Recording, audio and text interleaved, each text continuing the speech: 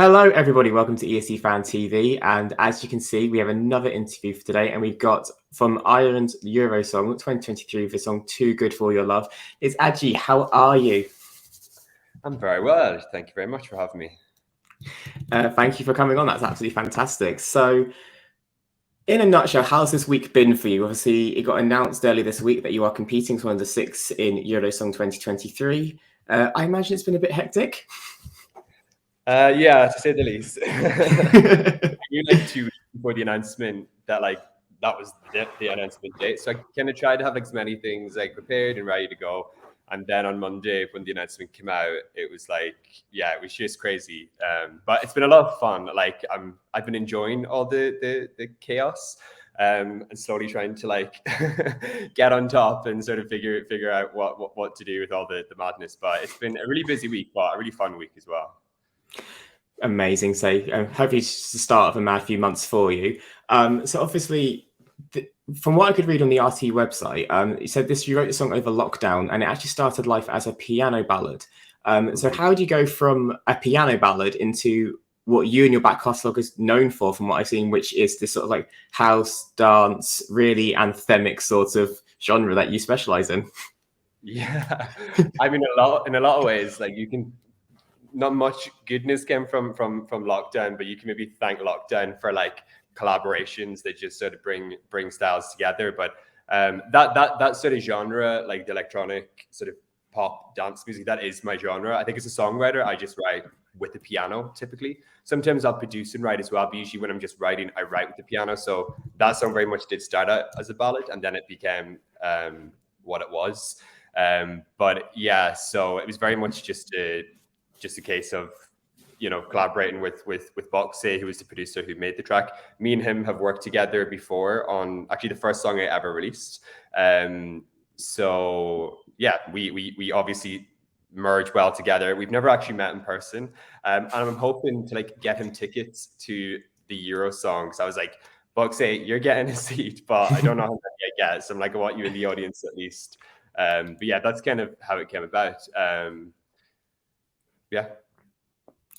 Brilliant. So I would ask what the song is about, but it seems quite apparent from the lyrics itself what it is about, or what it seems like. For example, if you're waiting for that message, I miss you, that's never going to happen, things like that. I personally love it. We can all relate to this is not going to happen, stop dreaming sort of situation.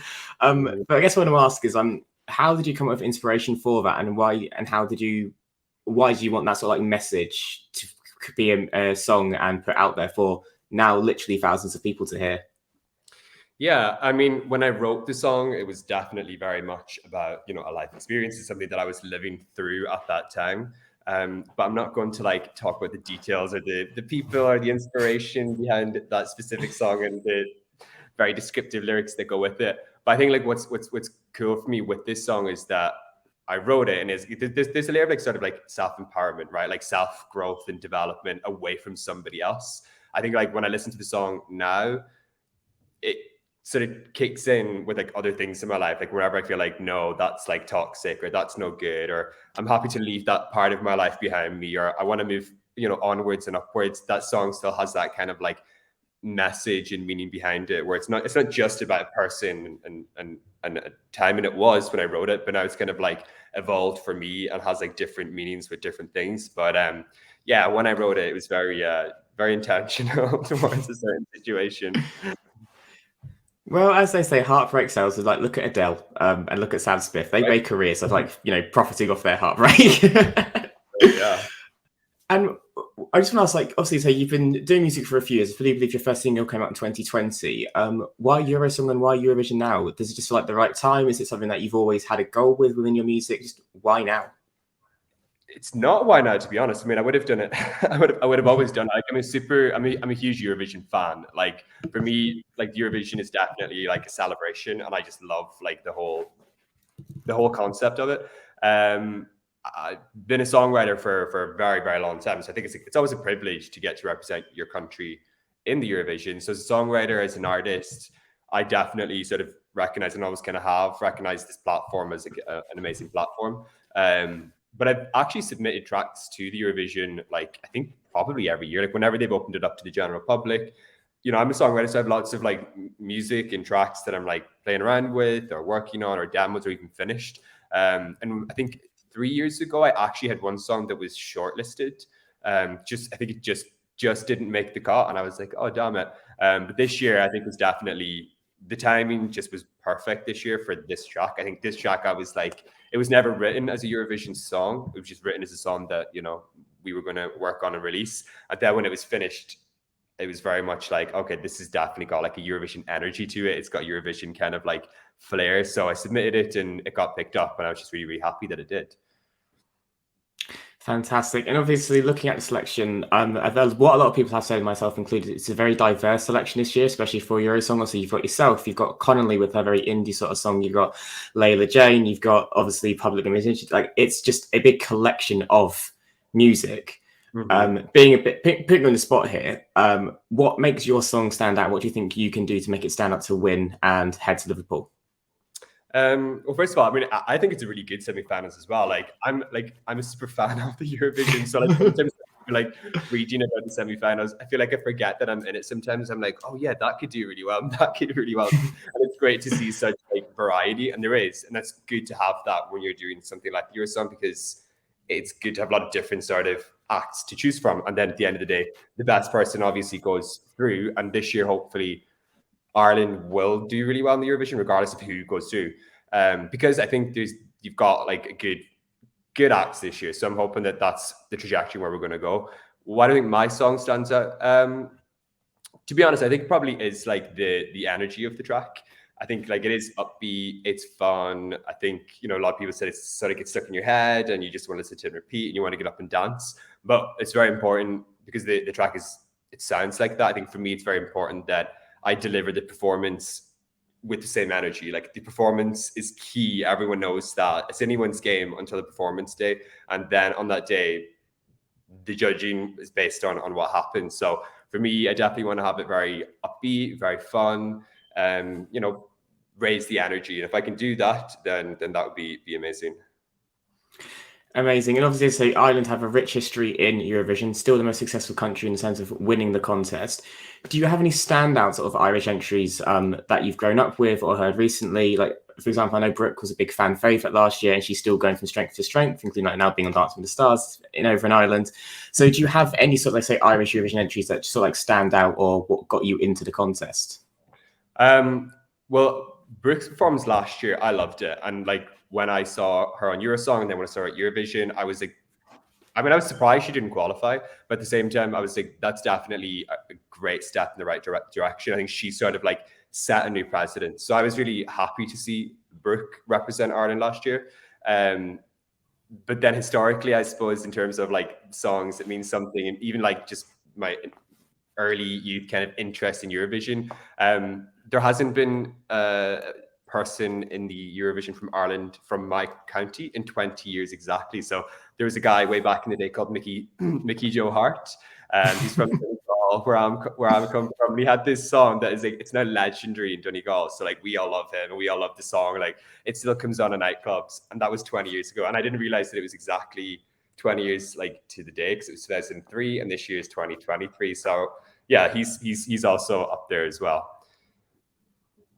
Amazing. For something, one of my I loved Brooke as well. I was very sad when she didn't qualify, but I'm also a big fan of the 2018 entry Together by Ryan O'Shaughnessy. I thought that was also a beautiful performance and song as well. So I was really happy when that qualified.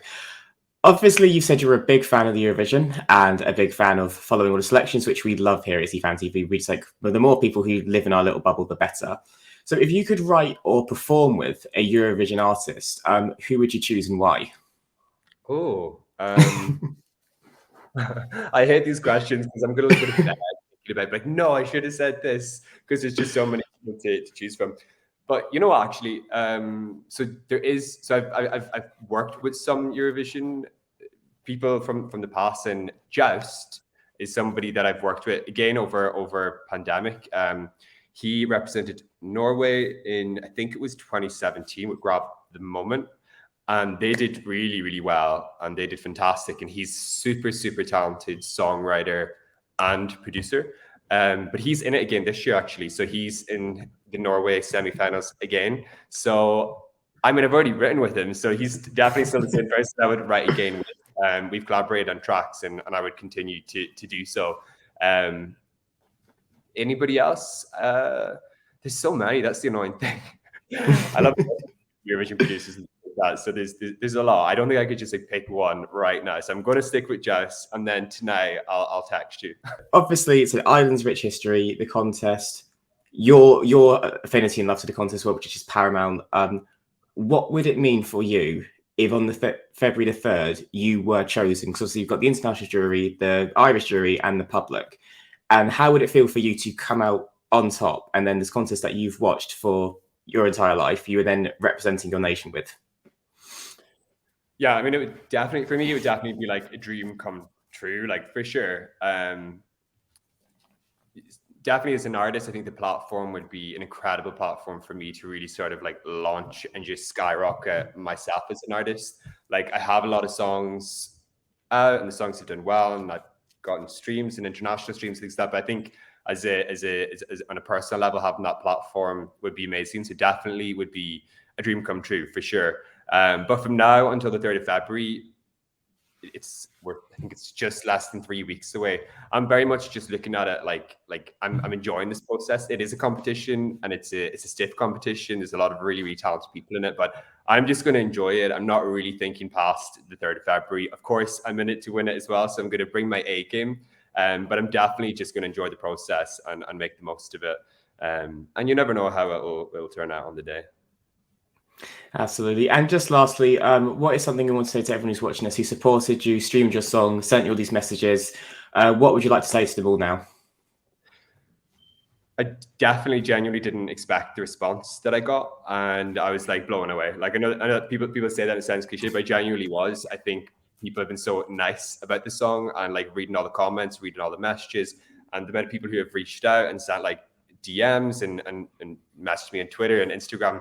It's just been really, really like overwhelming, but in the best way. So I'm definitely really grateful. I'm just like say thanks to everybody. I'm trying to like message everyone back, but like it's taken a lot of time. I'll get there. But if I haven't replied, then I'll just say it here if anyone is listening from that. So yeah, thanks. Perfect. Well, that's everything for you, ADGY. Thank you so much for your time today. That, ladies and gentlemen, is ADGY. If you want Too Good For Your Love to represent Ireland at Eurovision, stream it, send love. And if you know anyone in Ireland who can vote for him, make sure they do on the 3rd of February during the Late Late Show. And ADGY, all I can say is best of luck. Hope it all goes well for you. And regardless of the result, hope to see you in Liverpool regardless, because it's not too far from Ireland. Get hotel tickets 100%. Well, thank you. Like I said, the best of luck on the 3rd of February, and if it goes any further in Eurovision. Thank you so much, Elliot. Thank you. I've learned that I'm too good for your love.